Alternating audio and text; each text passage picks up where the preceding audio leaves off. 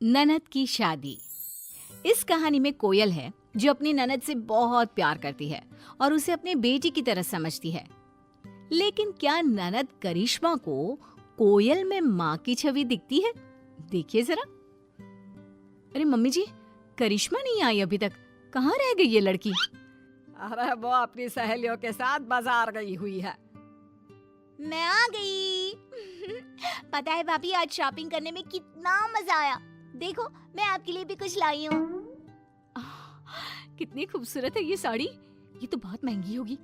अरे क्या जरूरत थी इसे मेरे लिए लाने की? मेरे पास वैसे भी बहुत सारी है। अरे जब बहू मना कर रही है तो तू रख ले। वैसे भी ना ये साड़ी उस पर जचेगी नहीं। देख, इस साड़ी का रंग तुझ पर कितना अच्छा लग रहा है। माँ, ये आप कैसी बातें कर रही हो? मैं ये साड़ी भाभी के लिए लाई हूँ, मैं कैसे रख लूँ? और देखो, ये साड़ी भाभी पे कितनी सुंदर लग रही है। वैसे भी मैं साड़ी का क्या करूँगी, मैं तो साड़ी पहनती भी नहीं हूँ। अरे कल को क्या पता काम आ जाए। बस एक बार मैंने कह दिया ये साड़ी तेरी है तो बस तेरी है। हाँ करिश्मा, मम्मी जी सही तो बोल रही हैं। वैसे भी ना ये साड़ी मुझसे ज्यादा तुम पर खिलेगी। देखो, लग रही है ना अच्छी। चलो, मैं ये सारा सामान तुम्हारे कमरे में रख कर आती हूँ। कोयल सारा सामान रखने चली जाती है। माँ, ये आपको क्या हो जाता है कभी कभी? और आपने वो साड़ी भाभी को क्यों नहीं लेने दी? कितना बुरा लग रहा होगा उनको अब। बुरा? बुरा क्यों लगेगा? वैसे भी इतनी महंगी साड़ी कोई देने की चीज है, खासकर उसे जिसे देना ही नहीं चाहिए। तू भी ना जरा अपनी भाभी से दूर रहा कर। तेरी भाभी है, बहन नहीं, जो उस पर ऐसे पैसे उड़ाती रहती है। माँ, ये क्या बोल रही हैं आप? वैसे भी भैया से मेरी कम ही बनती है, जानती हो ना। भाभी ने मुझे हमेशा बहन की तरह प्यार दिया है। अब प्यार के बदले में तो प्यार ही दिया जाएगा ना। वही तो मैं बोलना चाहती हूँ। वो भाभी है तेरी, दूसरे घर से आई है, और तू जानती नहीं है आजकल की लड़कियों को। अरे यूं ननद से इतना प्यार करना केवल एक ढोंग होता है।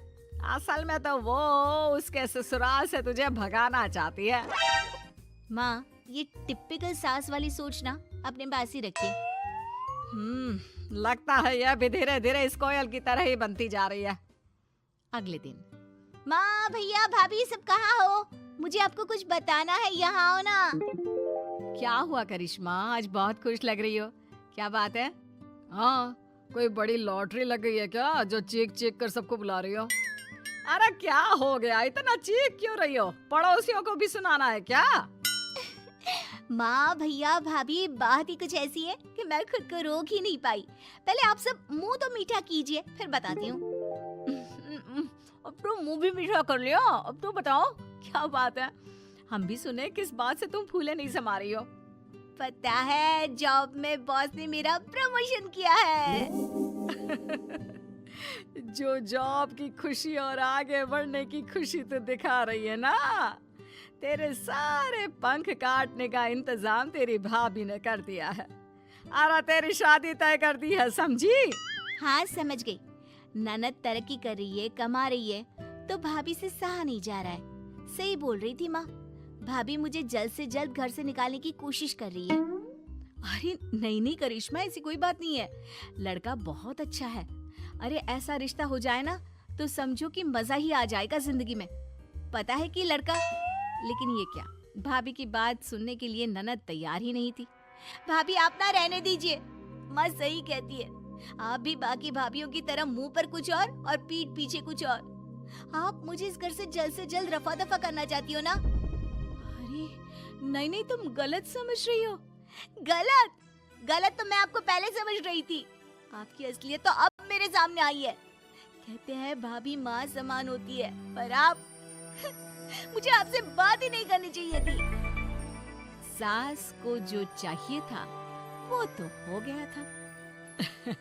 अरे वही तो, कमा रही है, आगे बढ़ रही है, पर इससे ना देखा नहीं जा रहा। माँ, मुझे ना शादी नहीं करनी है। अरे लेकिन करिश्मा, एक बार लड़के से तो मिल ले, ऐसा रिश्ता जल्दी नहीं मिलता। अगर तू मेरी ननद की जगह बेटी भी होती ना तो मैं वही शादी करती। अरे अभी तक तो तूने लड़का देखा तक नहीं और पहले ही बोल रही है। लड़का बहुत अच्छा दिखता है, सरकारी नौकरी करता है, और क्या चाहिए बोल? हाँ करिश्मा, पहले एक बार लड़के को तो देख ले। अगर पसंद नहीं आया तो कोई तुमसे जबरदस्ती नहीं करेगा।